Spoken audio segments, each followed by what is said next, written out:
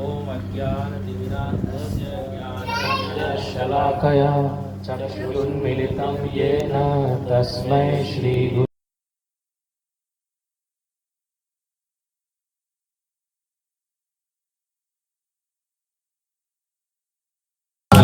मह्यं ददाति स्वदास्तिकम् वन्देऽहं श्रीगुरु श्रीयुतपदकमलं श्रीगुरुन् वैष्णवांश्च श्रीरूपं साग्रजातं सहगणरघुनाथान्वितं तं सजीवं साद्वैतं सावधूतं परिजनसहितं कृष्णचैतन्यदेवं श्रीराधाकृष्णपादान् सहगणललिता श्रीविशाखान्वितांश्च नमो ॐ विष्णुपादाय कृष्णपृष्ठाय भूतले श्रीमते भक्तिवेदान्त स्वामिनिति नामिने नमस्ते सरस्वते देवे गौरवाणी प्रचारिणे निर्विशेषशून्यवादी पाश्चात्यदेशतारिणे हे कृष्ण करुणा सिन्धु दीनबन्धु जगत्पते गोपेश गोपिका कान्त राधा कान्त नमोस्तुते तप्त काञ्चन गौराङ्गी राधे वृन्दावनेश्वरी वृषभानुसुते देवी प्रणमामि हरिप्रिये वाञ्छाकल्पतरुभ्यश्च कृपा सिन्धुभ्य एव च पतितानां पावनेभ्यो वैष्णवेभ्यो नमो नमः। जय श्री कृष्ण चैतन्य प्रभु नित्यानंद श्री अद्वैत गदाधर शिवासादि गौर भक्तवृंद हरे कृष्णा कृष्णा कृष्णा हरे हरे हरे राम राम राम हरे हरे।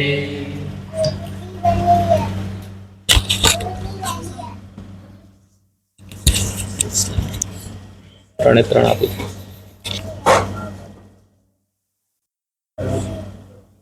ओम नमो भगवते वासुदेवाय ओम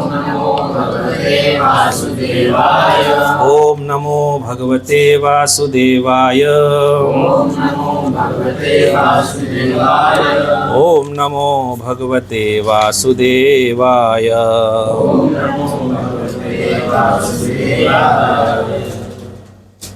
हरे कृष्णा। श्रीमद् भगवद गीता अध्याय 1 श्लोक क्रमांक 2। संजय उवाच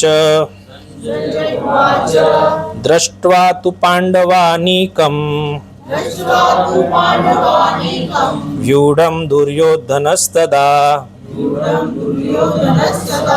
आचार्यम् उपसंगम्य राजा वचनम् अब्रवीत् दृष्ट्वा तु पाण्डवानीकम् व्यूढं दुर्योधनस्तदा आचार्यमुपसंगम्य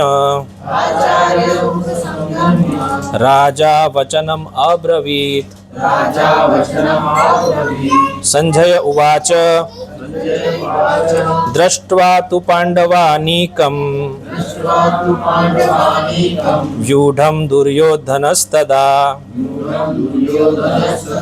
आचार्यम् उपसंगम्य राजा वचनम् अब्रवीत्। शब्दार्थ संजय उवाच, संजय ने कहा, दृष्ट्वा देखकर, तू लेकिन, पांडव अनिकम पांडवों की सेना को, व्यूढ़म व्यू रचना को, दुर्योधन राजा दुर्योधन ने, तदा उस समय, आचार्यम शिक्षक गुरु के, उपसंगम्य पास जाकर, राजा राजा, वचनम शब्द, अब्रवीत कहा। अनुवाद, संजय ने कहा, हे राजन, पांडु पुत्रों द्वारा सेना की व्यू रचना देखकर राजा दुर्योधन अपने गुरु के पास गया और उसने ये शब्द कहे।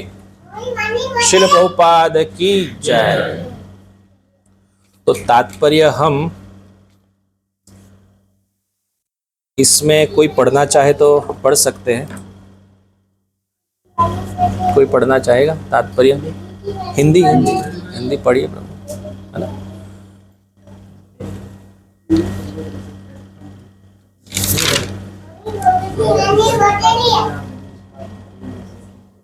धृतराष्ट्र जन्म से अंधा था, दुर्भाग्यवश वो आध्यात्मिक दृष्टि से भी प्रभु कौन वंचित था।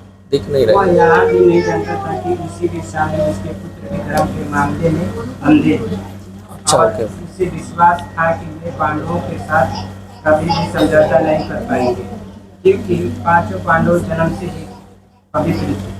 फिर भी उसे तीर्थ स्थान के प्रभाव के विषय में तीर्थ के स्थान प्रभाव के विषय में संदेह था। इसीलिए संजय युद्ध भूमि की स्थिति के विषय में उसके प्रश्न के मतलब को समझ गया। अतः वह निराश राजा को प्रोत्साहित करना चाह रहा था। उसने उससे विश्वास दिलाया कि उसके पुत्र पवित्र स्थान के प्रभाव में आकर किसी प्रकार का समझौता करने नहीं जा रहे हैं। उसने राजा को बताया कि उसका पुत्र दुर्योधन पांडवों की सेना को देखकर तुरंत अपने सेनापति द्रोणाचार्य को वास्तविक स्थिति से अवगत कराने गया। यद्यपि दुर्योधन को राजा कहकर संबोधित किया गया है तो भी स्थिति में गंभीरता के कारण उसे सेनापति के पास जाना पड़ा। यह वह दुर्योधन राजनीतिज्ञ बनने के लिए सर्वथा उपयुक्त था, किंतु जब उसने पांडवों की व्यूहरचना देखी तब उसका यह कूटनीतिक व्यवहार उसके भय को छिपा न पाया। हरे कृष्ण। श्रील प्रभुपाद की जय। तो स्वागतम आप सभी वैष्णव तथा श्रोतागण महानुभावों का। श्रीमद् भगवद गीता अध्याय 1 दूसरा नंबर का श्लोक। और जैसे हम पिछले समय बात किए थे कि श्लोक बाय श्लोक हम नहीं जाएंगे, तो इस श्लोक के माध्यम से हम जितना भी हो सके उतनी कोशिश करेंगे कवर होने के लिए।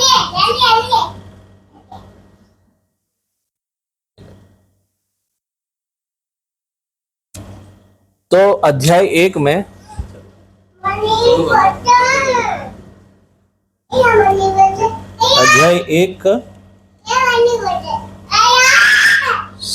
अर्जुन का सैन्य निरीक्षण युद्ध भूमि में। अध्याय 1 बहुत महत्वपूर्ण अंग है। पिछले सत्र में हमने श्रवण किया। क्यों है उसके पीछे कारण है। शास्त्रों में हमेशा प्रश्न व्यथा जिज्ञासा नहीं है तो शास्त्र समझने के लिए हम लोग कैपेबल नहीं हो सकते। तो अध्याय 1 में अर्जुन की व्यथा भी है। तो मुख्यतः हम देखें तो 4 श्रेणी में इसको विभाजित किया गया है अध्याय 1 को। श्लोक क्रमांक 1 से लेके 13 तक है युद्ध की तैयारी। श्लोक क्रमांक 14 से लेकर 20 तक है पांडवों के विजय के चिन्ह। शॉर्ट में मैं बता रहा हूं आपको। श्लोक क्रमांक 21 से 27 तक हमको निर्देश मिलता है कि भगवान कृष्ण की भक्त वत्सलता। और चौथा है जो कि है अर्जुन का संदेह 28वें श्लोक से लेके 46वें। तो टोटल अध्याय 1 में 46 श्लोक 46 श्लोका है। हम सबको ज्ञात है भगवद गीता 18 अध्याय में है, 700 श्लोक है। उसमें प्रथम जो अध्याय है उसमें युद्ध की भूमिका है, युद्ध क्यों अनिवार्य हुआ, जो हम पिछले सत्र में श्रवण किया था। तो ये 4 पहलू में से आज 2 जो पॉइंट्स है, 1 से लेके 13 युद्ध की तैयारी, और दूसरा जो हमने श्रवण करेंगे जो है वो विजय के चिन्ह। विजय के चिन्ह क्या है अर्जुन के। तो देखिए, संजय ने कहा, हे राजन, पांडु पुत्रों द्वारा सेना की व्यू रचना देखकर राजा दुर्योधन अपने गुरु के पास गया और उसने ये शब्द कहे। तो क्या कहा? तो संजय तो पहले मैंने बताया था जो भक्त है और गुरुनिष्ठ व्यक्ति है। तो गुरु की आवश्यकता हमारे जीवन में या तो भौतिक ले लो या आध्यात्मिक, नितांत आवश्यक है। आध्यात्मिक दृष्टि पे इसलिए आवश्यक ज्यादा हो जाता है क्योंकि हमारा जो मूल अस्तित्व है इधर का, वो कहीं कहीं हम भूल चुके हैं और इस भौतिक प्रकृति के संसर्ग से अज्ञान रूपी जो आवरण है उसको हटाने के लिए गुरु के माध्यम से ही हमको ज्ञान प्राप्त हो सकता है। इसलिए हम मंगलाचरण में बोलते हैं ना, अज्ञान तिमिरांधस्य ज्ञानंजन शलाकया। तो अज्ञान रूपी अंधकार को दूर करके ज्ञान रूपी चक्षु हमको दिलाए, तो वो गुरु को मेरा नमस्कार। तो संजय महर्षि वेदव्यास के एक निष्ठ शिष्य है और उनको उनसे दिव्य दृष्टि प्राप्त हुई है। किनसे? उनके गुरु से। और गुरु ही दिव्य दृष्टि दिलाने के लिए सक्षम है। लेकिन शरणागति भी आवश्यक है। संजय शरणागत भक्त है और गुरुनिष्ठ भी है। तो यहां मूल है, धृतराष्ट्र तो जन्म से ही अंधे थे। उसके साथ साथ प्रभुपाद जी लिखते हैं, दुर्भाग्यवश उसका आध्यात्मिक ज्ञान भी अंधा था। तो पिछले सत्र में हमने श्रवण किया ना कि उसके पुत्र में ही उसका मोह, आसक्ति और वैभव और ऐश्वर्य के पीछे और अपनी जो राजगादी है वो कैसे मेरे पुत्र को मिले, उनके पीछे उसकी चाल थी। शकुनी और ये सबको उनको सहयोग देते रहते थे कुछ ना कुछ। तो मनस्थिति के विषय में हमने पिछले सत्र में श्रवण किया कि धृतराष्ट्र की मनस्थिति क्या है। तो पुत्र भी ऐसे ही होंगे जैसे पिता है। जैसे आध्यात्म दृष्टि से जिसकी दृष्टि नहीं है तो पुत्र भी ऐसे ही होंगे। तो धर्म के विषय में अंधे थे पुत्र भी। जैसे हमने पिछले बार श्रवण किया था ना, मुझे धर्म भी पता है, मुझे अधर्म भी पता है, लेकिन मेरी उसमें प्रवृत्ति नहीं है। दुर्योधन ये महाभारत में बोल रहा है, जब भगवान कृष्ण समझाने आए कि युद्ध बहुत भयावह होगा और इसके पश्चात जो होने वाला है वो जो निर्दोष है उनकी जान भी जाएगी, तो ये अच्छी बात नहीं है। समझाया बहुत, उनको केवल 5 गांव भी दे दो, लेकिन दुर्योधन बोले एक 100 के नोक पर भी भूमि में नहीं दूंगा युद्ध के बिना। तो यहां तक नौबत आ गई और युद्ध की तैयारी हो गई। हमने श्रवण किया, धर्म क्षेत्र कुरुक्षेत्र समवेतता युद्ध सब, ये धृतराष्ट्र पूछ रहे हैं। अभी गुरु के पास कौन जाता है? राजा दुर्योधन बोला गया है। इधर संबोधन राजा भी दिया गया है। राजा क्यों दिया गया है? दुर्योधन वैसे देखा जाए तो कूटनीतिज्ञ और राजनीतिज्ञ भी बहुत बड़ा था। उसको पता है कि ये जो गुरु द्रोणाचार्य है और भीष्म पितामह ये सब किसके पक्ष में है? पांडवों के। तो पांडवों के पक्ष में कोई दुर्बलता ना दिखाए, इसलिए उनको अपने वाक्यों से भड़का रहे हैं। क्या बता रहे हैं कि देखिए दृष्टद्युम्न जो आपके ही शिष्य है, उन्होंने किस प्रकार व्यू रचना रची है। तीसरे श्लोक की बात हो रही है। अब मैं श्लोक बाय श्लोक आगे जाऊंगा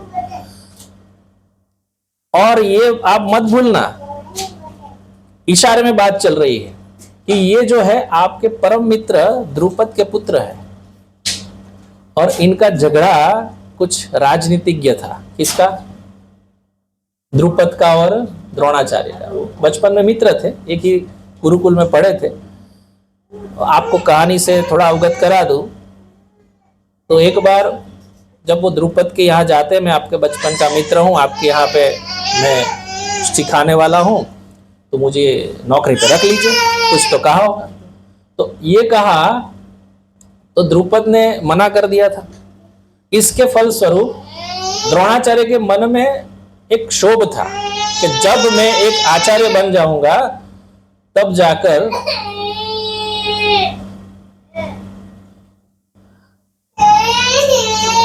मैं इसका बदला लूंगा। तो इसके लिए अर्जुन के माध्यम से यह बदला लिया जाता है, आप सबको ज्ञात है। तो ये खल रहा है कि पांडव मेरे पक्ष में, मतलब मेरी सहायता किए थे, तो कोई दुर्बलता ना दिखाए युद्ध में।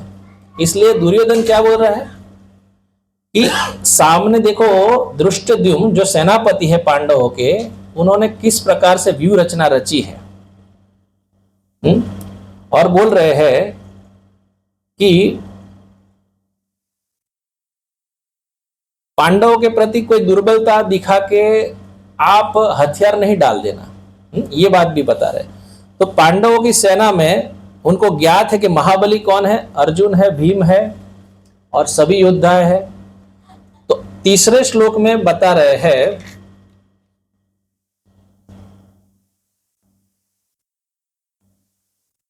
कि योद्धा कौन कौन थे, और चौथे से 9 में योद्धा की गिनती गिना रहे, 4 नंबर श्लोक से 9 तक। दुर्योधन ने आगे कहा, पांडवों के बल में मैं आपको गिनाता हूं कौन कौन से योद्धा है।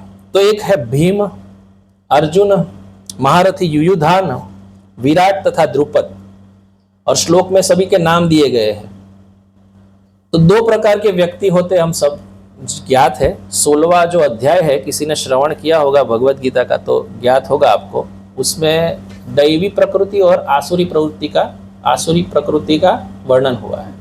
तो हमारे सभी व्यक्तित्व में ये 2 प्रकार के मोड़ रहते ही है, एक है दैवी और एक दूसरा है आसुरी।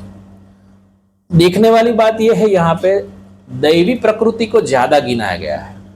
मतलब जो दैवी है, दैवी यानी जिसके अंदर दैवी गुण है, तो कौन कौन है, अर्जुन, भीम, महारथी, युयुधान, तो करीबन 15-16 ऐसे गिनाए। दृष्टकेतु, चेकितान, काशीराज, पुरोजित, कुंती भोज तथा शैव्य, ये महान शक्तिशाली है।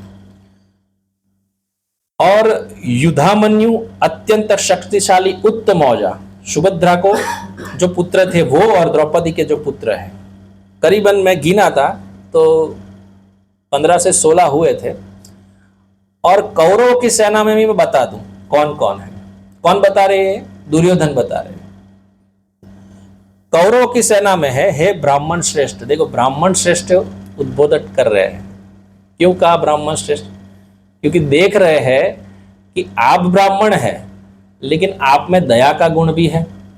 ब्राह्मण में दया का गुण रहता है ना, तो आपका झुकाव पहले से ही पांडव की तरफ है, इसलिए ये दुर्बलता नहीं दिखाना। इसलिए फिर कौरवों की सेना को भी गिना रहे। क्या क्या गिना रहे हैं? आप स्वयं भीष्म, कर्ण, कृपाचार्य, अश्वत्थामा, विकर्ण, सोमदत्त का पुत्र भूरिश्रवा, ये सदैव विजय रहे हैं। ये 4 से लेकर 9 श्लोक तक बताया गया है। अभी देखा जाए तो ये श्लोक का भी विस्तारीकरण हम कर सकते हैं, लेकिन समय के आधार पे हम उसको फास्ट ले रहे हैं। श्लोक नंबर 10 का मैं थोड़ा व्याख्या करना चाहूंगा।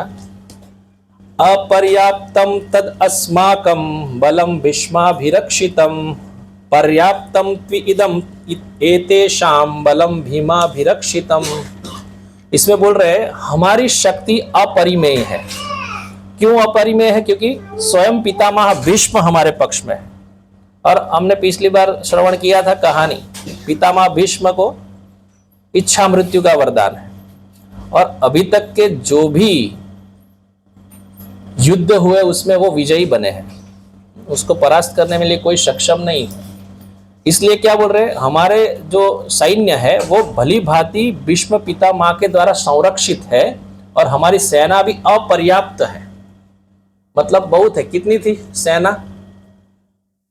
किसी को याद है कितनी अक्षौणी सेना थी? टोटल 18 थी, उसमें से कितनी कौरवों के पक्ष में थी? 11 थी। हाँ प्रभु, और 7 अक्षौणी पांडवों के पास थी। तो इसका सुंदर सा एक कथा आता है, आप सबको ज्ञात होगा, जो भगवान कृष्ण द्वारिका में है, और सर्वप्रथम दुर्योधन पहुंचते हैं उनसे सहायता मांगने के लिए, युद्ध के लिए, है ना। तो जैसे जाते हैं तो द्वारकाधीश सो रहे होते हैं। अब सोए हैं तो थोड़े पास में बैठे, और फिर उसके जो सिर रखने की जगह है उसके पास बैठ गए। जैसे ही वो खुलेंगे मैं तुरंत उनको बोल दूंगा। थोड़ी देर के बाद अर्जुन भी आए। भाव महत्वपूर्ण है इसमें। तो दुर्योधन को यही था कि इनकी सेना जो नारायणी सेना है वो मेरे पक्ष में कैसे आ जाए। और जो अर्जुन का भाव था कि भगवान कृष्ण को मेरे पक्ष में लेना है, क्योंकि मेरे मित्र भी है और उनको रिक्वेस्ट करूंगा तो वो मेरी बात मानेंगे ही। तो दोनों का भाव ये था। जैसे वो पहुंचे तो भगवान को प्रणाम किया सर्वप्रथम। जैसे ही हम प्रविष्ट होते हैं मानो कोई मंदिर प्रांगण में, तो सर्वप्रथम भगवान को प्रणाम होता है। केवल भगवान को प्रणाम करने से हमारे करोड़ों जन्मों का जो पाप है वो नष्ट होता है, प्रणाम करने से। ये भागवत प्रमाण है। प्रमाणो दुःखस्तमनम तम नमामि हरिम परम। भागवत का अंतिम श्लोक भी यही बता रहा है। और नाम संकीर्तनम यस्य, जो नाम हरि का नाम लेता है और भगवान कृष्ण को जो प्रणाम कर लेगा उसका पाप नष्ट होगा, सत्व गुण में स्थित होगा, विशुद्ध में भी स्थित होगा। तो इस प्रकार से तो प्रणाम किया अर्जुन ने प्रणाम करके फिर द्वारकाधीश के पैरों पे वहां खड़े हो गए। जैसे ही भगवान थोड़ी देर के बाद अपनी आंखें खोली तो सीधी नजर अर्जुन पे पड़ी, है ना। अर्जुन को देख के, ए धनंजय आप कब आए? तो तुरंत दुर्योधन बोलने लगा उधर, हे केशव मैं भी इधर हूं, पहले मैं आया हूं। तो बोलने लगे ठीक है आप भी आए हैं क्या, तो बहुत बहुत स्वागत है, लेकिन मेरी दृष्टि तो अर्जुन पे ही पड़ी, इसलिए मैं अर्जुन को बोला। तो अर्जुन ने बोला कि देखो पहले वो आया है उनकी बात सुन लीजिए क्या कह रहे हैं।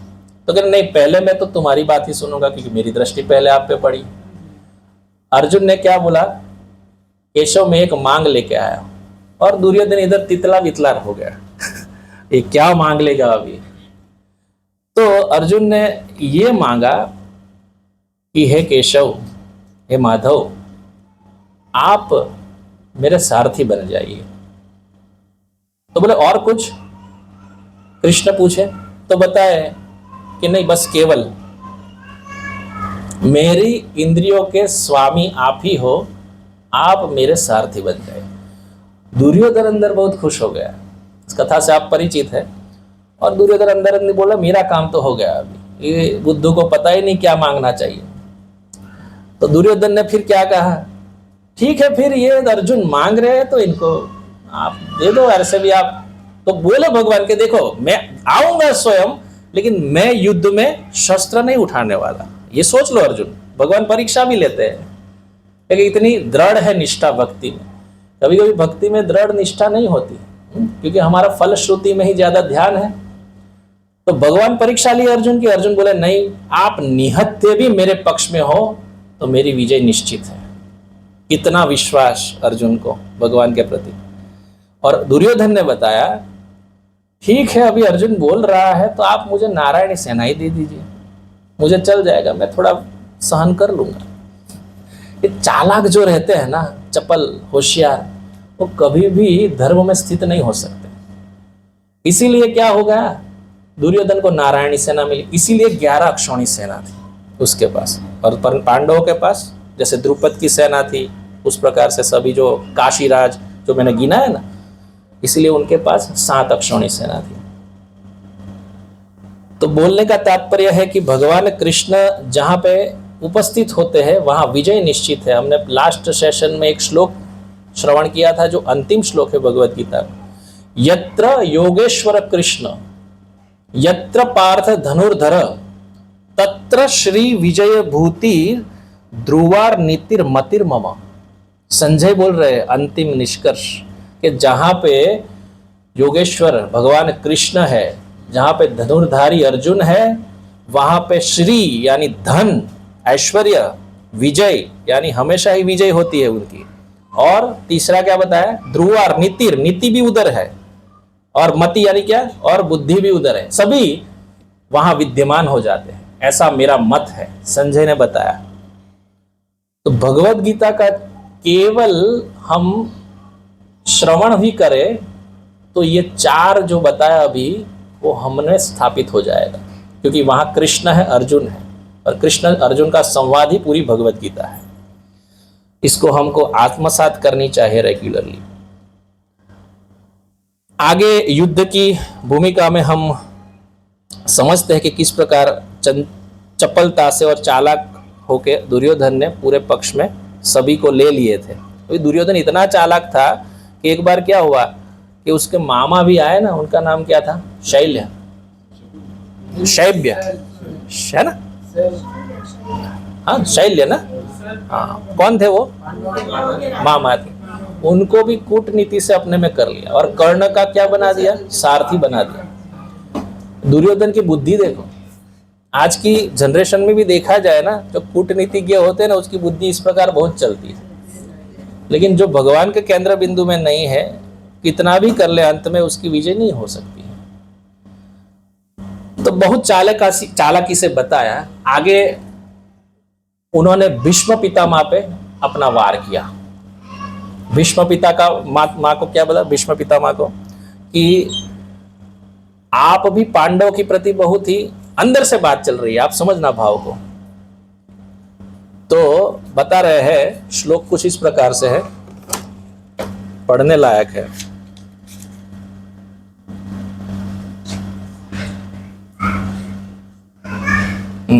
अयनेषु च सर्वेषु यथा भागवम अवस्थिता भीष्ममेवाभिरक्षन्तु भवन्तः सर्व एव ही।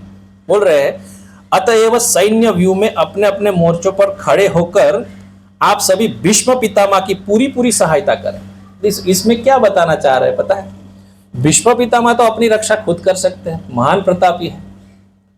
इसमें एक तीर से दो निशाने साधे दुर्योधन ने। एक तो ये कि भीष्म पितामह को उत्तेजित किया जाए, और दूसरे से जो सहपाठी है, मतलब योद्धा है, उनको भी ऐसा ना लगे कि मैं भी इन विशेष ध्यान इन पे ही दे रहा हूं, तो उनको भी प्रोत्साहित किया कि सब इनकी सहायता करें, क्योंकि ये हमारे पक्ष में है, तब तक विजय हमारी निश्चित है। ये बताने का तात्पर्य तो सुंदर प्रभुपाद जी ने लिखा है, हम एक एक श्लोक पढ़ेंगे तो भाव बहुत अंदर का आएगा, लेकिन ये समझ लो कि राजनीतिज्ञ के अल्टीमेट गोल पे दुर्योधन सोच रहे हैं, किस प्रकार से पक्ष में लिया जाए। ऐसा ही सुना तो 12वें नंबर का श्लोक क्या बता रहा है, जैसे ही ये सुना परम प्रतापी भीष्म पितामह ने अपना सिंहनाद जैसा शंख बजाया कि अभी युद्ध तो निश्चित ही है, कोई चारा नहीं है, और दुर्योधन इधर से ट्राई कर रहा है फुल। तो भीष्म पितामह ने क्या किया, जोर से शंख बजाया। अब शंख की शुरुआत कौरवों से हुई, जैसे उधर से हुई, फिर धीरे धीरे से आगे का श्लोक आता है 13वें नंबर का, सभी नगाड़े तुरैया जो बता सिंह जो बजने वाले वादिंत्र है, वो सब बजने लगे जोर जोर से। वो ध्वनि इतनी कोलाहलपूर्ण थी कि पूरे आकाश में कोलाहल सा मच गया, अत्यंत कोलाहलपूर्ण थे। श्लोक 14 में बता रहे हैं, और मैंने जैसे बताया 1 से 13 सैन्य का पूरा निरीक्षण है, और 14 श्लोक से विजय के चिन्ह शुरू होते हैं।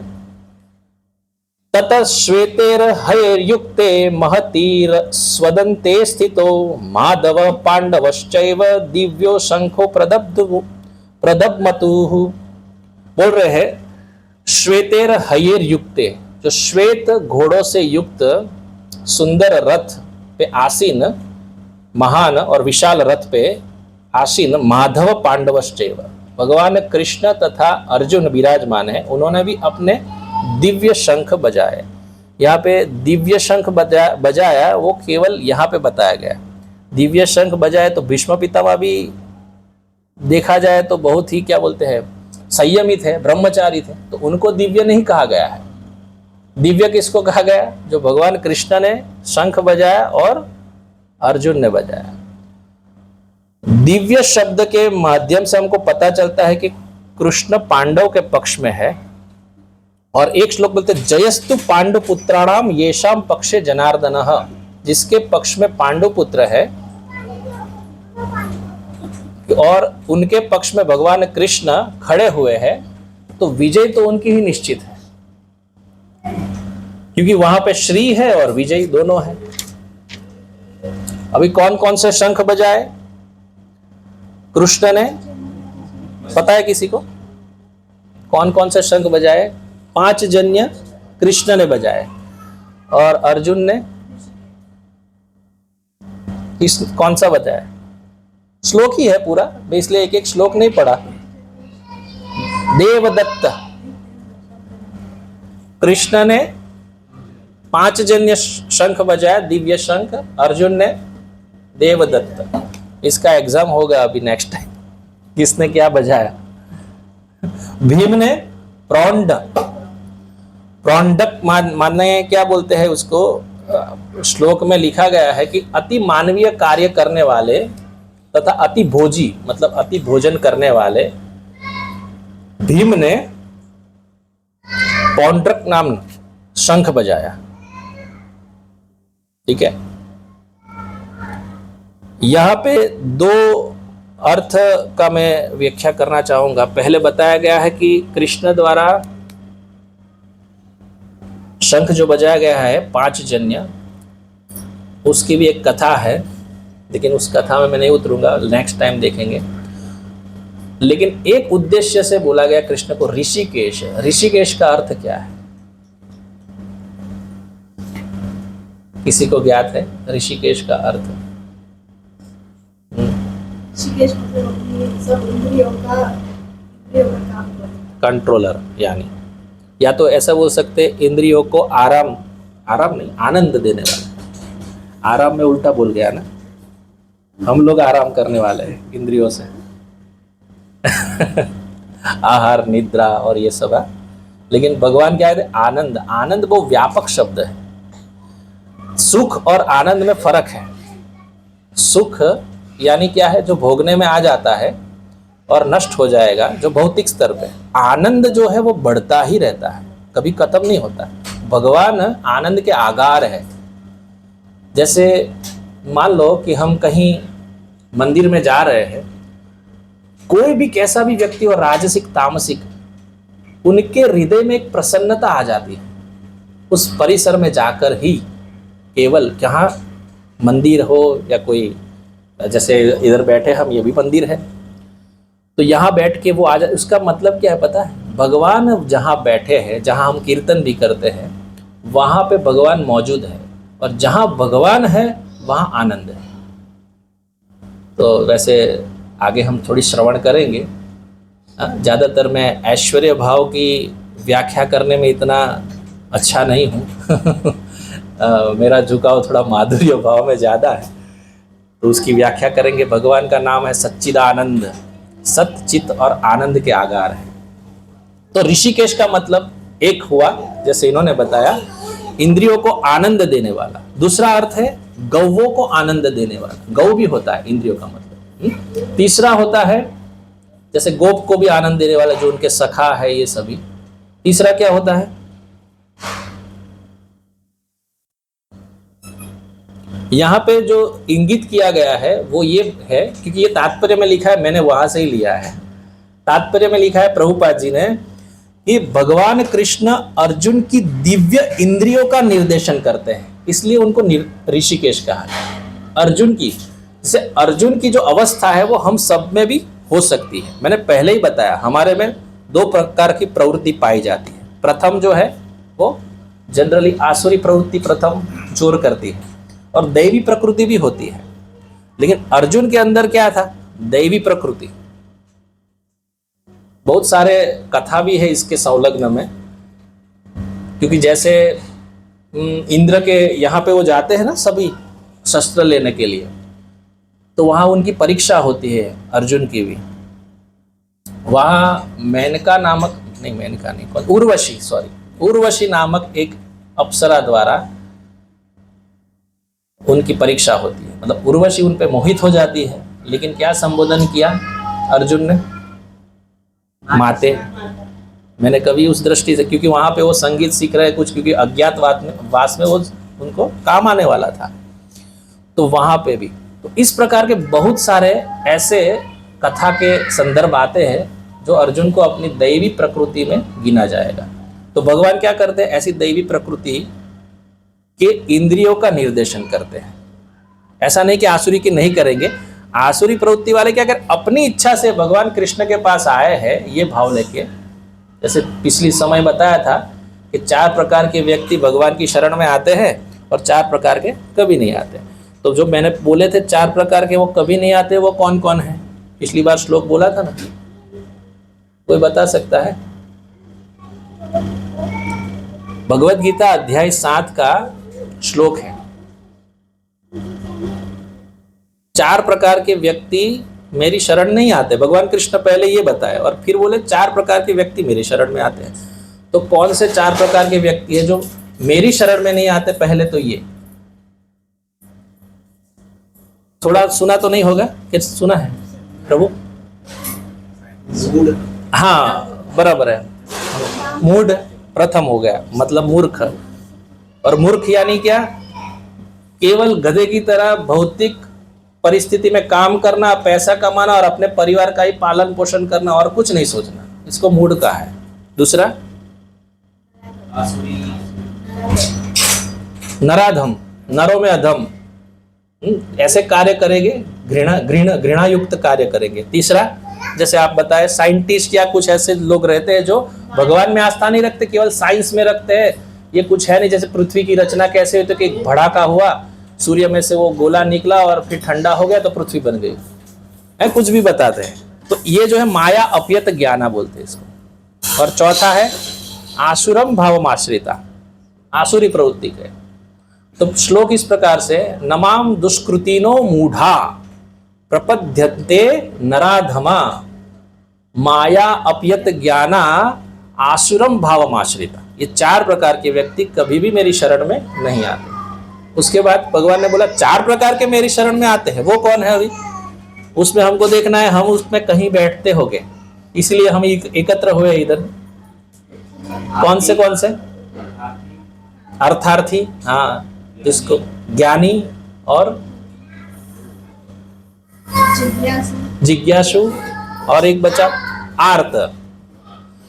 आर्त यानी दुखी, जीवन से दुख है तो भगवान के पास। ऐसा नहीं दुख है तो कोई भी नराधम जैसा कार्य करेगा, ऐसा नहीं। दुख है तो भगवान की शरण में आएगा, ये मेरा दुख मिटा दो, भगवान मिटा देते हैं। भगवान के लिए कोई मुश्किल है? कुछ नहीं, ठीक है। दूसरा आर्तो जिज्ञासु, जो जिज्ञासु है, जानने के लिए, भाई भगवत गीता चल रही है, सुनते हैं क्या हो रहा है, कुछ तो ज्ञान मिलेगा, भगवान के विषय में आस्था है उसको। और एक बात बता दो इस विषय में भी, आस्था यानी श्रद्धा। श्रद्धा और विश्वास में एक पतली लाइन है। आपको लगे कि श्रद्धा और विश्वास में क्या फर्क है? किसी को पता है श्रद्धा और विश्वास में थोड़ा फर्क?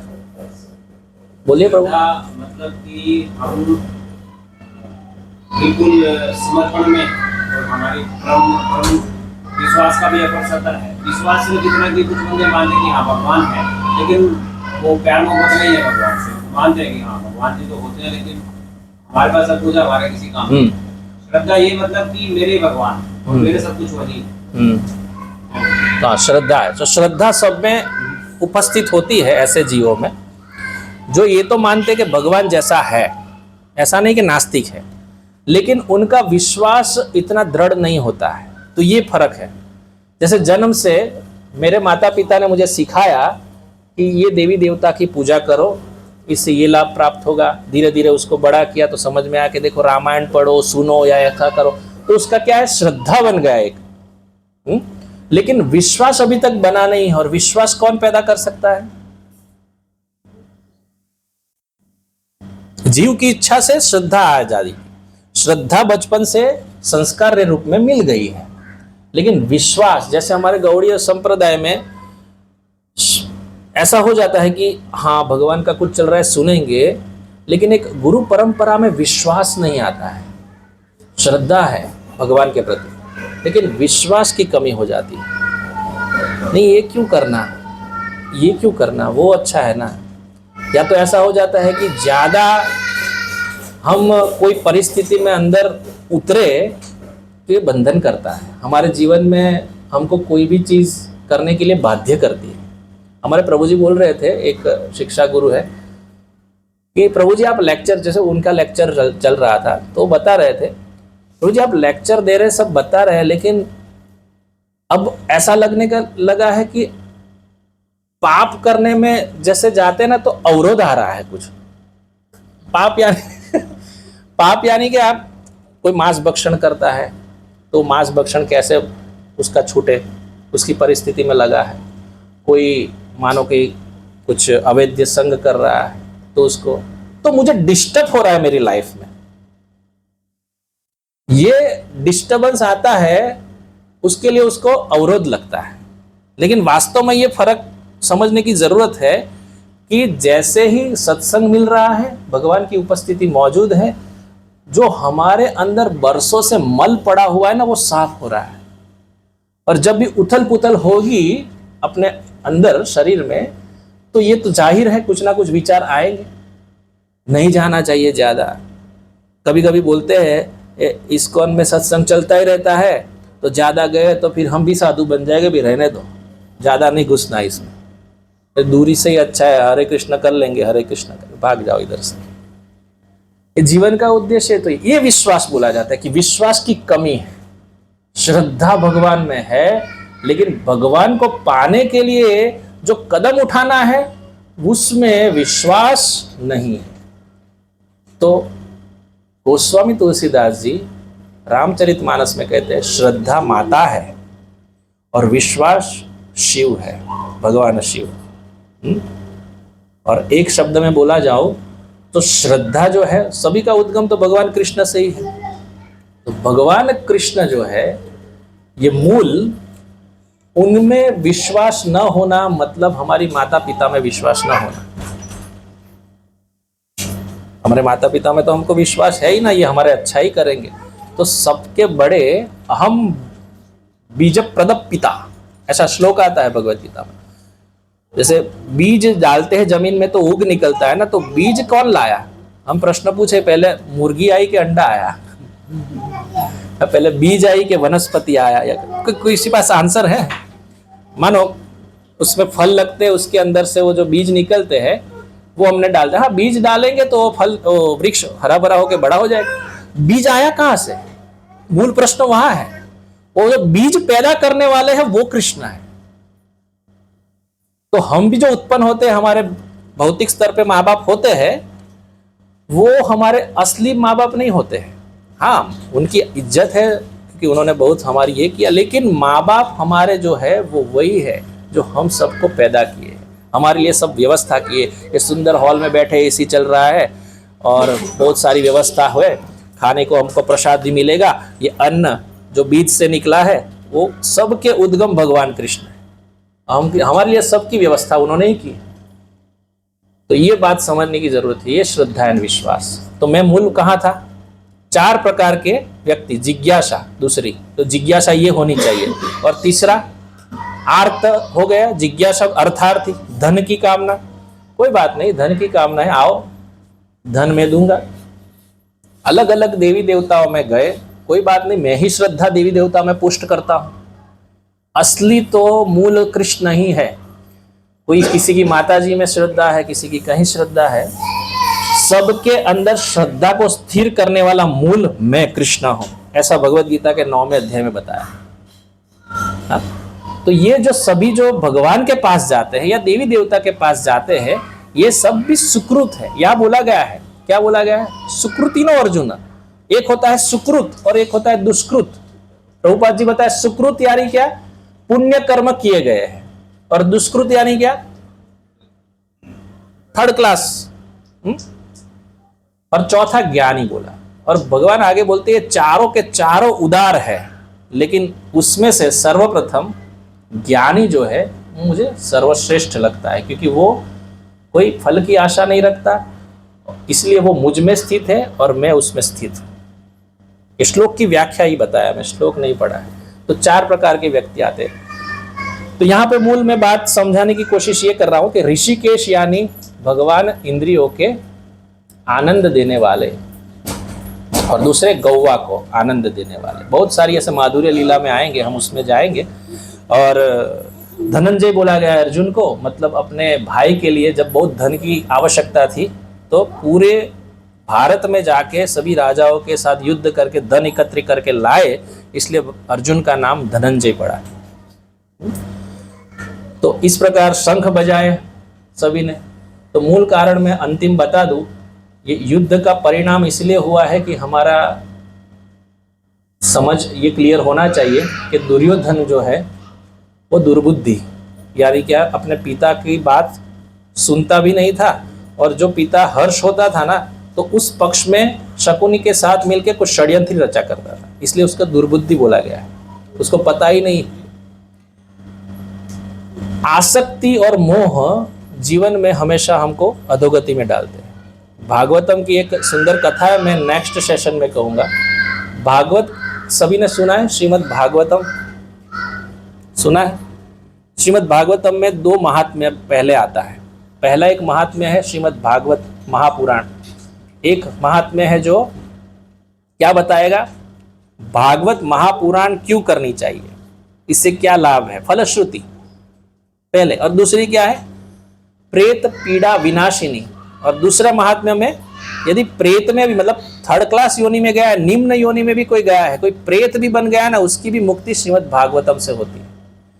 तो आत्मदेव नाम के ब्राह्मण थे, उनकी आसक्ति थी, पुत्र नहीं हो रहा था, ये सब कथा आती है। उनका पुत्र हुआ, एक सन्यासी के आशीर्वाद से पुत्र हुआ। तो जैसे जैसे बड़ा हुआ, उसमें षड्यंत्र था, क्योंकि उसकी पत्नी जो आत्मदेव की थी वो गर्भवती नहीं होना चाहती थी। मैं गर्भवती हो गई तो मेरा सब शरीर बिगड़ जाएगी, मेरी सुंदरता बिगड़ जाएगी। कोई गांव में तो पहले चोर भी आते थे, कोई चोर आएगा तो मैं भागूंगी कैसे, बहुत अंड संड विचार करती थी। तो उसने क्या किया, एक वो सन्यासी बाबा ने जो आशीर्वाद के रूप में फल दिया था, वो आत्मदेव ने पत्नी को देने के लिए कहा, मतलब उनको खिलाया, तो वो खाई नहीं। वो जो फल है वो गाय को खिला दिया बाहर। और षड्यंत्र रचा उसने और उसकी बहन ने कि तुम तो अभी गर्भ से हो और अभी मुझे ये फल दिया है और मैं प्रेग्नेंट होना नहीं चाहती। तो दोनों ने पूरा षड्यंत्र रचा और बोले कि मैं प्रेग्नेंट हूँ, मेरा बेटा वैसे भी 3 है, एक बेटा मेरा चौथा है, मैं तुम्हें दे दूंगी, तुम नाटक करना, ऐसे ही कुछ बताना कि मैं गर्भवती हूँ। ये सब फिक्स हुआ, आत्मदेव को कुछ पता ही नहीं है। अब ये फल जो गाय को खिलाया था, गाय ने खा लिया था, और गाय भी गर्भवती हुई क्योंकि वो सन्यासी बाबा के आशीर्वाद से। अब यह प्लान ऐसा बन गया, धीरे धीरे सब समय बीता। वो गर्भवती जो उसकी बहन थी, उसको तो बेटा पैदा हुआ, और ये जो नाटक कर रही थी वो उसने बोला मेरा बेटा है, मेरा बेटा है, उसने दे दिया उसको बेटा। अब आत्मदेव को तो ये ज्ञान नहीं है, तो आत्मदेव ने क्या किया कि मेरा बेटा सन्यासी बाबा कैसे कितना सुंदर पैदा हुआ है करके, तो बहुत खुश हुए कि मेरा बेटा पैदा हुआ। इधर गाय को भी बेटा हुआ, क्योंकि वह सन्यासी बाबा का तो आशीर्वाद है, तो बेटा तो कैसा हुआ, गाय से गौकर्ण नाम हुआ, क्योंकि उसके कान जो है गाय जैसे थे और शरीर मनुष्य जैसा था। लेकिन वो उनका पुत्र नहीं था, क्योंकि वो तो लिया गया था। तो जो आत्मदेव की पत्नी है उसका नाम धुंधली था। नाम भी कैसा है देखो, पद्म पुराण में एक कथा है। और धुंधली के बेटे का नाम उसने रखा धुंधुकारी। धुंधुकारी, धुंधले का बेटा धुंधुकारी। और ऐसा बना, बड़ा होके खलनायक बना एकदम। क्योंकि आत्मदेव तो ब्राह्मण थे, उसका तो बेटा था नहीं, जिसका था वो तो एकदम शूद्र जाति जैसे था, उसके कर्म ऐसे नहीं थे। अभी जैसे जैसे बड़ा हुआ, बहुत हल्ला करने लगा, सब बच्चे को परेशान करे, कुत्तों के साथ घूमे, स्मशान में जाके सो जाए, ऐसी ही सब चेष्टा, और धन के लिए सब इधर उधर चोरी करे, इतना खतरनाक काम करता। आत्मदेव परेशान हो गए, मैंने बेटा मांगा ही क्यों, परेशान, मोह में पड़े हुए थे ना उस समय। अभी उसको जागृति होती है कि ऐसा क्यों। लेकिन इधर गौकर्ण जी वो बाबा के आशीर्वाद से पैदा हुए, तो महाज्ञानी हुए, भागवत हुए, महाभागवत। तो वो तो सब संतों की संगत में रहते हैं इधर उधर। अब आत्म ज्ञान दे रहे हैं आत्मदेव को गौकर्ण जी, क्योंकि वो तो बहुत दुखी हो गए बेटे से कि मैं और मेरी की आसक्ति छोड़ो पिताजी। हमेशा जीव बरसों से बार बार जन्म लेता है, बार बार मृत्यु को प्राप्त होता है, कितनी बार जन्म भी हो जाता है, लेकिन उसकी आसक्ति धन, वैभव, परिवार और पुत्र में से हटती नहीं है। तुम्हारा मूल कारण है तुम्हारी आसक्ति, क्योंकि मृत्यु तो सत्य है, मेरी भी आएगी, कोई संत की भी मृत्यु आएगी, और कोई जो भजन नहीं करने वाला है उसकी भी आएगी। तो अपनी मृत्यु को कैसे सुधारा जाए, तो इसलिए आप तप कीजिए, भजन कीजिए, इनसे आपको शांति मिलेगी। ब्राह्मण तो थे, तुरंत बात को समझ गए और मोह ममता को त्याग कर गए। अब धीरे धीरे, कथा तो बहुत लंबी है, मैं एक काम करता हूं, बहुत भाष्ट बताता हूं। फिर धुंधुकारी ने तो बहुत काम ऐसे किए थर्ड क्लास, पत्नी लाया और वो भी वेश्या घर में, और माँ बाप को भगा दिया। तो ऐसे भी पिताजी तो छोड़ के चले गए थे, और माताजी इतनी त्रस्त हो गई तो नजदीक के कुएं में ही अपनी जान दे दी कि इतना खराब बेटा पैदा हुआ। घर का सब सामान बेच दिया और आत्मदेव अपने गौकर्ण के उपदेश सुन के चले गए भजन करने के लिए। अब जाकर ये जो 5 वेश्या है, उन्होंने, वो तो धन की काम, वेश्या का कोई पति होता है क्या? उसको तो एक ही पति होता है, धन, पैसा मिलना चाहे कैसे भी करके। अभी इसने सब मांगे चालू कर दी वेश्याओं ने, मुझे दो दो, मुझे ये तुम दिलाते नहीं हो वो। तो इससे बोले मेरे पास हो तो दिलाओ ना। तो क्या कोई जगह पे चोरी करके आओ, वेश्या तो यही सलाह देगी ना, मुझे तो चाहिए। अब इसने राजघराने में चोरी की, राजघराने में चोरी करके आया और बहुत मेहनत करके आया और अपने घर पे जाके सो गया। और सब वेश्या को पता चल गया ये तो बहुत बड़ा हाथ मार के आया है, उनके सैनिक आएंगे, हमको बराबर से मारेंगे, लेके जाएंगे, इसको क्या करें। तो सबने षड्यंत्र रचाया कि इसको खटिया के साथ बांध के ही इसकी इधर ही मृत्यु कर देते, मार देते इसको। उधर ही उसको रस्सी से बांध दिया और रसोई घर से गरम गरम, जो क्या बोलते हैं उसको, देवता हमारे गुजराती में तो कोयले लाए, और मुंह में कुछ आवाज ना निकले ना, इसलिए गरम गरम कोयले मुंह में डाल दिए उसके, सब ने मिल के, और उसको ऐसी भयंकर मृत्यु प्राप्त हुई। और धुंधुकारी उधर ही मर गया। और उसको इन लोगों ने निपटा के, भाई सब लोग गांव वाले पूछे कि कहाँ गए, दिख नहीं रहे, तो वहीं अपने घर के पीछे ही उसको दफना दिया, इधर ही उसको दफना, रात का समय है, किसी को पता नहीं चलेगा। अभी उसको दफना दिया और ये वेश्या तो धन लेके भाग गई। अब गौकर्ण जी जो परिक्रमा में गए थे सभी भारत भ्रमण में, वो वापिस आए, देखा कोई है नहीं, कहाँ गए। तो सबने बताया ऐसा ऐसा हुआ है, लेकिन वो तो धुंधुकारी तो कब के गए हैं, कुछ कमाने के लिए आए नहीं। अब निराश होके गौकर्ण सोए हुए हैं, और गौकर्ण जी रात में सोए तो वो जो बहुत खतरनाक मौत का उसका ये हुआ था, वो भूत बना, प्रेत बना, और प्रेत बन के रात में अलग अलग सा शरीर बनाए और डराए। गौकर्ण जी तो भजनानंदी थे, उसको तो डर नहीं था। जो भगवान के भक्त होते उसको कभी भी डर नहीं लगता, अभय हो जाते हैं। तो उन्होंने देखा कि कोई दुर्गति को गया हुआ जीव है, इसलिए गंगा जल था उनके साथ, वो छिड़का तो उसको बोलने की शक्ति आई। अब धुंधुकारी को बोलने की शक्ति आई तो उसने बताया कि मैं तुम्हारा भाई हूं धुंधुकारी। तो इन्होंने बोला ऐसा कैसे तुम्हारा हो गया दुर्गति, तो उसने सब वृत्तांत सुनाया। अब इन्होंने तो सोचा कि इनका तो फिर गया में श्राद्ध करना पड़ेगा, तो गया में श्राद्ध भी किया, लेकिन तो भी उसकी मुक्ति हुई नहीं धुंधुकारी की। अब करे क्या, धुंधुकारी की मुक्ति श्राद्ध गया सब जानते हैं ना, तो गया में जाके भी किया तो भी नहीं हुई। तो ये तो सब विचार करने लगे, सब पंडितों को बुलाया और बोला कि इसकी श्राद्ध करने से भी गया में नहीं हुई है मुक्ति, तो कैसे मुक्ति होगी। तो बताया कि इसका तो कोई शास्त्र में वर्णन ही नहीं कि कैसे होगी, गया में श्राद्ध करेगा तो हो ही जाती है, वही तो अंतिम छोर है। तब गौकर्ण की शक्ति देखिए, गंगाजल हाथ में लेके सूर्य भगवान को प्रार्थना करते हैं कि जिसकी मुक्ति गया के श्राद्ध करने से भी नहीं मिलती, वो मुक्ति कैसे मिलेगी ऐसे प्रेत योनि में गए हुए जीव की।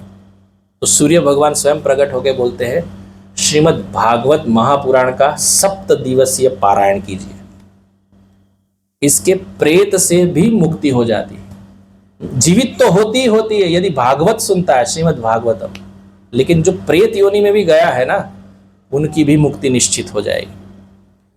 उन्होंने भागवत का पारायण किया और जैसे ही 7 दिनों तक किया तो वो जो प्रेत था वो एक बांस की गांठ में बैठा हुआ था। तो एक एक दिन जैसे खत्म होते 7 दिनों में 7 गांठ फट गई और चतुर्भुज नारायण का स्वरूप लेके धुंधुकारी प्रकट हुआ। सब गांव वालों ने देखा, अरे ये ऐसा कैसे चमत्कार हो गया ना, सबने देखा। अभी देखो कोई भी ऐसा कोई है नहीं, अचानक से चतुर्भुज धारण करे भगवान जैसा स्वरूप। तो गौकर्ण जी ने बोला ये तो धुंधुकारी की मुक्ति तो हो गई, लेकिन ये सब ने भी तो सुना है भागवत, इनकी कब होगी? तो एक बात आचार्यगण बताते हैं, कोई भी कथा भगवान की जो है वो चिंतन मनन के साथ सुननी चाहिए। धुंधुकारी इतने चिंतन मनन से सुनी है, इसलिए 7 दिनों में इसकी मुक्ति हुई। आप भी सुनोगे तो आपकी भी होगी। ये स्वयं सूर्य नारायण भगवान ने कहा जब पूछा गया तब। अभी नेक्स्ट मंथ में श्रावण मास आ रहा था, फिर से भागवत रची गई, कही गई, और गोकर्ण ही उसके वक्ता बने। फिर से गांव वाले देखे कि ऐसा सुंदर सा विमान आया है, धुंधुकारी जैसा प्रेत योनि में गया जीव भी मुक्त हो जाता है, तो हम जैसे जीव ने तो पाप किया नहीं, हमारे लिए विमान क्यों नहीं आया? तो सब लोग टेंशन में, हम भी करेंगे। और ये बात सुनी कि चिंतन मनन के द्वारा श्रवण किया जाए। तो फिर दोबारा जब कथा हुई, उसके बाद भी सभी गांव वाले को चतुर्भुज नारायण का स्वरूप लेके विमान में लेके गए। ये सत्य बात है, कोई ऐसी बात मत समझना। हमारा तो क्या है कि मन नहीं होता ना, कभी कथा सुनते हैं तो चलो सुन लेंगे थोड़ी बहुत, क्या है ऐसा वैसा, लेकिन जो चिंतन मनन के साथ जीवन में आचरण के साथ उतारते हैं, उसके लिए बहुत आवश्यक है। ये हमारे जीवन में भी संभव है, हो सकता है। मेरी मूल बात ये थी, भागवत में मैं चला गया, मेरी मूल बात है, मैं और मेरी की जब तक आसक्ति है तब तक हम आध्यात्मिक जीवन में कदम नहीं रख सकते। मैं में ये आ जाता है कि अभिमान, झुकने की प्रवृत्ति भी नहीं है। और कोई वैष्णव या कोई संत ऐसा नहीं चाहेगा कि मुझे तुम प्रणाम करो, मुझे प्रणाम क्यों नहीं किया, ये नहीं चाहते हैं। लेकिन जब तक हमारा अहम, हमारा अभिमान जब तक नीचे नहीं जाएगा, तब तक हमारे अंदर दया नहीं आएगी, विवेक नहीं आएगा। विवेक के विषय में गोस्वामी तुलसीदास जी बोलते हैं कि विवेक नहीं है तो आगे जाके भगवान की कथा सुनने में भी रस नहीं आएगा। और दूसरी बात, मेरा मतलब मेरा पुत्र, मेरी पुत्री, मेरा परिवार, मेरा घर, ये 2 चीज, इसके लिए जीव हमेशा दुखी रहता है। यही दुख है किसका? धृतराष्ट्र का। पूरे जीवन में ये यही किया, और पांडव पूरे तपमय जीवन जिए, लेकिन भगवान कृष्ण उनके पास थे, लेकिन वो तपमय जीवन भी उसका सुंदर बन गया। मेरी मूल बात ये बताने की थी इस कथा से कि धृतराष्ट्र के जीवन में जो गलतियां है, भूल है, और जो साधु संग नहीं है, उसके फलस्वरूप उसको ये जीवन में कठिनाई आई है। क्योंकि दुर्योधन के प्रति आसक्ति थी, और राजमहल के प्रति भी आसक्ति। मैं मतलब क्या? मैं और मेरा बेटा, और मेरा मतलब क्या? मेरा राजघराना, मेरी सीट। आज तो सीट ही नहीं छूटती किसी की। किसी को थोड़ा मान दिया जाए तो बोले कि अभी हम भी कुछ है। एक ही हमारा एड्रेस, या तो हमारा क्या बोलते हैं उसको, आइडेंटिटी होना चाहिए कि जीवेर स्वरूप है कृष्णेर नित्य दास।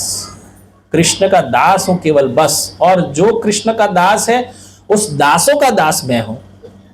अमानी न मान देना कीर्तनिया सदा हरि। चैतन्य महाप्रभु सिखाए हमको क्या? अमानी, हमको मान नहीं लेना है, लेकिन दूसरों को मान देना है। ये भावना जब तक हमारे अंदर स्थिर नहीं होगी, भक्ति जागृत नहीं होगी। ये बात पक्की है।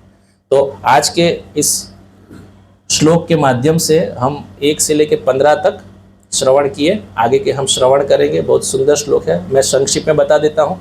1 से 13 का जो श्लोक है वो हमने श्रवण किया, युद्ध निरीक्षण, यानी युद्ध की संरचना।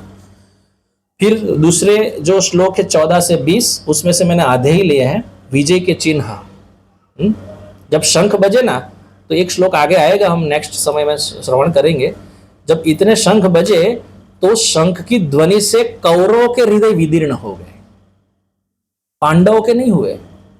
इसका कारण क्या है? धर्मात्मा, पुण्यात्मा थे, और पूरा जीवन उन्होंने संस्कार से जिया है, भगवान कृष्ण की शरणागति से जिया है। उनको डर क्या? भले ही 7 अक्षौणी सेना थी, 11 अक्षौणी सेना दुर्योधन के पास थी, लेकिन डर नहीं था। लेकिन जैसे ही शंख बजे, वहां श्लोक लिखते हैं महर्षि वेदव्यास, क्या लिखते हैं? इतना कोलाहल सुन के कौरवों के हृदय विदीर्ण हो गए।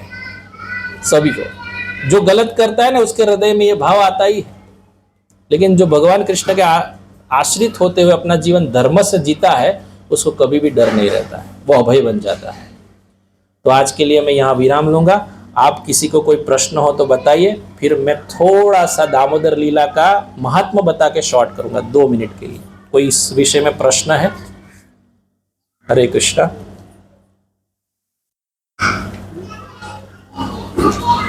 मैं ऐसा समझ लूं कि सब बात समझ में आ गई है। अश्विनी सेवा कितनी? अश्विनी मतलब शायद मुझे याद है, करोड़ है शायद प्रभु, मुझे देखना पड़ेगा, याद नहीं है मुझे अभी। अक्षौणी यानी बहुत बहुत, मुझे लगता है खरब जैसा होता है, अरब खरब ऐसा कुछ होता है। इधर लिख, कुछ पैदल थे, कुछ हाथी पर थे, कुछ वाले थे। हाँ लेकिन टोटल संख्या क्या थी वो बोल रहे हैं वो। टोटल हाँ वो मैं पूछ के बताऊंगा किसी को, है ना। ऐसा नहीं कि मैं इधर बैठा हूँ बोलो मुझे सब ज्ञान है, मैं भी सब इसमें ही लगा हूँ कि किस प्रकार से भगवान की सेवा की जाए। थैंक यू प्रभु जी, हरे कृष्ण। ठीक है, बात सब क्लियर है प्रभु जी? ओके, हरे कृष्ण। धन्यवाद, आप सब पधारे इधर। और विशेष धन्यवाद दूंगा मैं श्री प्रहलाद प्रभु तथा माता जी का, परिवार का संपूर्ण, उन्होंने हमको अवसर दिया आज के सत्संग को परिपूर्ण करने के लिए। बहुत बहुत धन्यवाद माता जी। उनके बेटे को बहुत शुभकामनाएं, राघव को भी। हाँ प्रभु बताए। आइए, मैं नए नए देख रहा हूँ। हरे कृष्णा, हरे कृष्णा। सर्बिया से हैं। Okay okay, so you don't understand Hindi? Little bit. Okay, okay, okay. I saw you and I understand. Maybe you are not understanding or something, but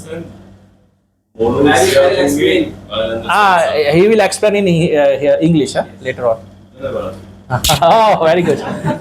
Hare Krishna, Krishna Krishna, Hare Hare, Hare Ram, Ram Ram, Hare